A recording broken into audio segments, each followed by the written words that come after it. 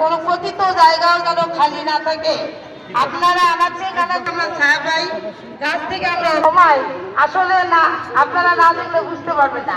তাই আপনাদের আল্লাহর রহমতে আপনাদের দোয়ায় 5 তলা একটা ফাউন্ডেশন বাড়ি করতেছি। তাহলে আমার তুই জানি না কেন ভাই?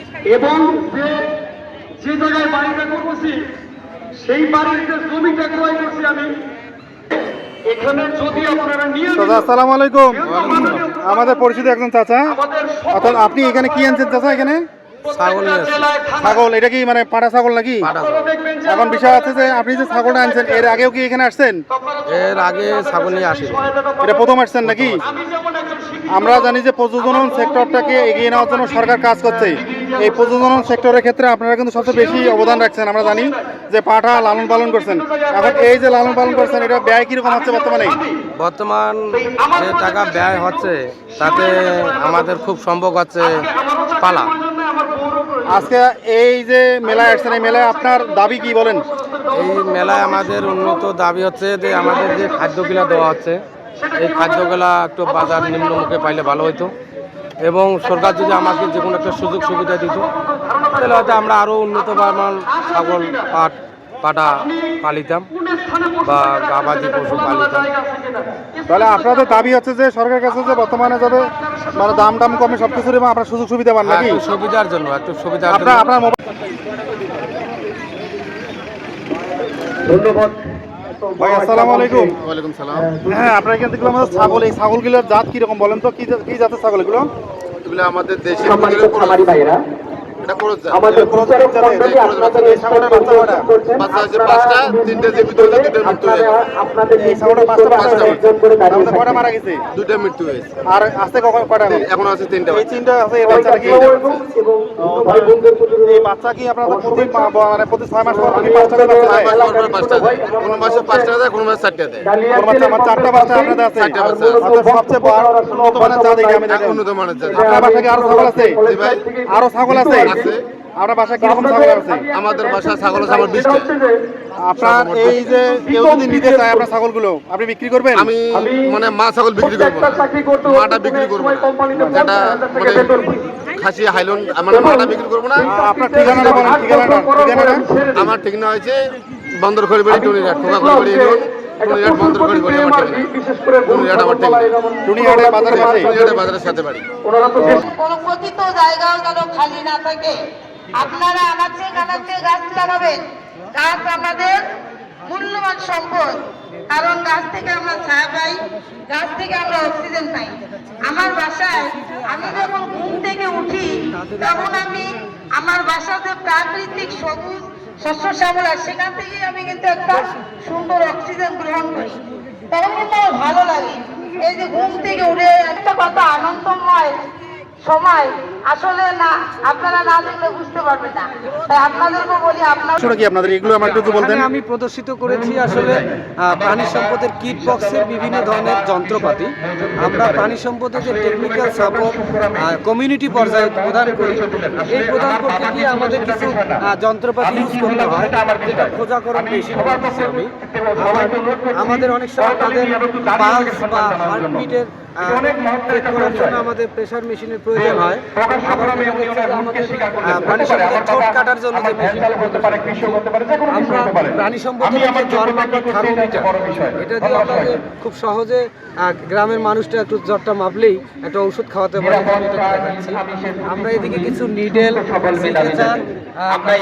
সার্জারি, ছোটখাটো প্রাইভেট সার্জারিগুলোর কাজ আমাদের মহিলাদের পক্ষ থেকে আর কি যে সফল উদ্যোক্তা সার গরু পোষা প্রাণী পালন করে উনি কিভাবে একজন সফল উদ্যোক্তা, আমরা এবার তার মতামত আমরা শুনবো।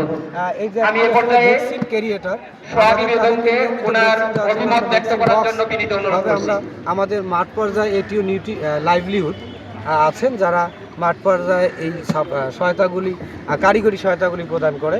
আপনি দেখছেন যে আমরা পাশে ডিম দেখাচ্ছি।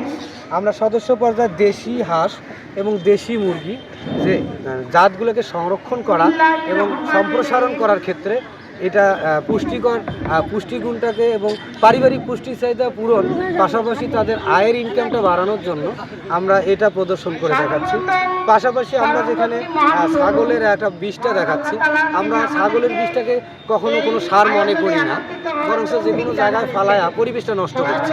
কিন্তু এই ছাগলের বিষটাটাও যে জৈব সার একটা উন্নত মানের, সেটা যদি আমরা জানতাম এবং আমরা ইউটিলাইজ করা সদস্য পর্যায়ে বোঝাতে পারি, তারা কিন্তু এইটাকে যে কোনো জায়গায় ফেলায় পরিবেশ, গোবরটাকেও যে কোনো জায়গায় ফেলিয়ে নষ্ট করবে না। তারা এটাকে ডিকম্পোস্ট করে, রিসাইক্লিং করে একটা জৈব সারে পরিণত করা। জৈব সার তো আপনারা জানেন যে মাটির স্বাস্থ্য উন্নত করে এবং আমাদের নিরাপদ শাকসবজি উৎপাদনে সহায়তা করে।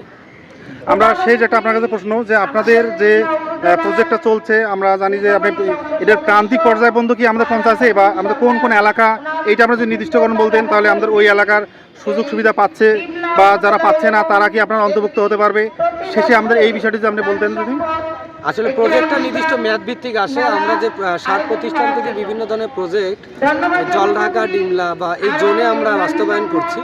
প্রজেক্টের ভিউ অনুযায়ী এখানে যদি আমি একটা প্রসপারিটি প্রজেক্ট আছে আমাদের, প্রসপারিটি প্রজেক্ট যেটা আমাদের ইউরোপিয়ান ইউনিয়ন ফান্ড করে, পিকেএসএফের সহযোগিতা আমরা সার বাস্তবায়ন করছি। তো এখানে যখন আমরা এই সদস্যগুলো সিলেকশনের আগে আমাদের জরিপ করা হয়, সার্ভে করা হয়, তাদের একটা আইডি দেওয়া হয়, ওই সমস্ত সদস্যের ক্যাটাগরি করা হয়, যেমন নিঃস্ব, অগ্রসর, প্রাগ অগ্রসর। আমরা এলাকাটা জানতে চাচ্ছি যে এলাকা আপনি কোন কোন এলাকাটা একটু আমরা এই প্রজেক্টটা বাস্তবায়ন করছি জলঢাকা এবং ডিমলা উপজেলা 4টি ইউনিয়নের মাধ্যমে। জলঢাকা হচ্ছে শোলমারি ইউনিয়ন, মিরগঞ্জ ইউনিয়ন, ডিমলাতে আমরা ডিমলা ইউনিয়ন, পাশে সাতনা ইউনিয়ন, আমরা পূর্ব সাতনা ইউনিয়ন। এই ইউনিয়নে আমরা এই আয়োজন বাস্তবায়ন করতেছি 6টা শাখার মাধ্যমে, 52 জন স্টাফের মাধ্যমে মাঠ পর্যায়ে আমরা এই কার্যক্রমটা বাস্তবায়ন করছি। আপনার এই ডিমলা শাখার কেউ যদি আপনার সাথে সরাসরি যোগাযোগ করতে চায়, জি এক মিনিট ভাই, তৈরি করব একজন স্বামীর পাশাপাশি ওকে। আমরা সার প্রতিষ্ঠান থেকে আজকে ডিমলা আমাদের যে ডিমলা ইউনিয়ন এবং আমাদের ডিমলা যে শাখা আছে, আমরা সেই শাখার তরফ থেকে আমরা এখানে অংশগ্রহণ করেছি। সার্ভের পক্ষ থেকে আমরা প্রসপারিটি টিম থেকে আমরা এবং সার্ভের পক্ষ থেকে আমাদের যে প্রাণী সম্পদ প্রদর্শনীতে আমাদের মেলাতে অংশগ্রহণ করে আমাদের এই প্রযুক্তিগুলো মাঠ পর্যায়ে সম্প্রসারণের জন্য সুযোগ করে দিয়েছে মেলার মাধ্যমে। এই জন্য আমি মেলা আয়োজনকারী ডিমলা উপজেলার প্রাণী সম্পদ কার্যালয়কে অসংখ্য ধন্যবাদ জানাই। ধন্যবাদ সবাই। বন্ধু দেখো না একদমই? হাত ধরা হ্যাঁ, ওকে ওকে। এরা কই নাও? আমরা সেই গরুগুলা মানুষের যদি কিছু হয় তাহলে বাড়ি আছে কিন্তু বুঝছেন, ওটা কিন্তু ওকে, আমরা ওইটা ধরবো আমরা।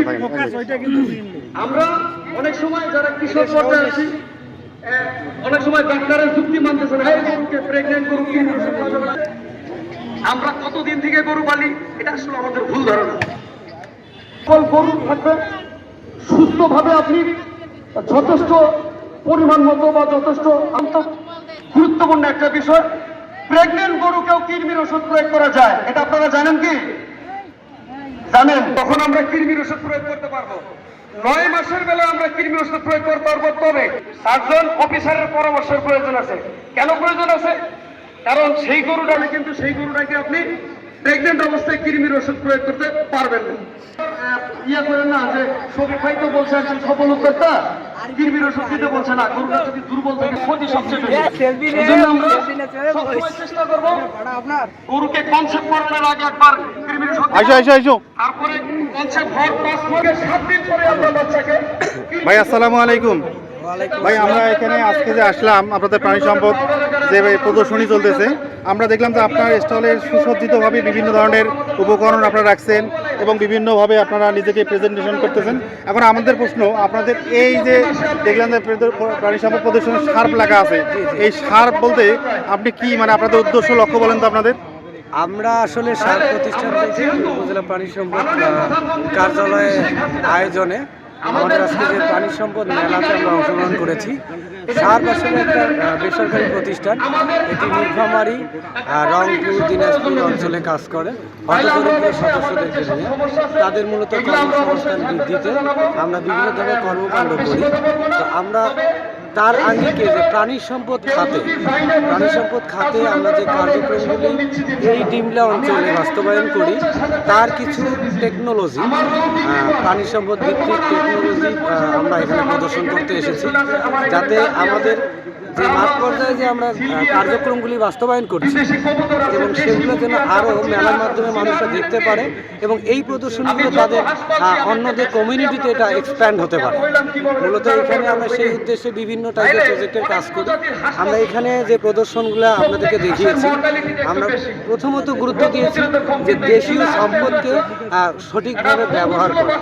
আমরা দেখেছেন যে অলরেডি আমরা দেশি মুরগির ঘর দেখাইছি, দেশীয় মুরগি পালনের অত্যাধুনিক প্রযুক্তি সিস্টেমে আমাদের আদর্শ মডেলের ঘর তৈরি করা এবং এখানে দুটি ঘর আছে, একটি খাঁচা সহ ঘর, একটি রাত্রিকালীন ঘর।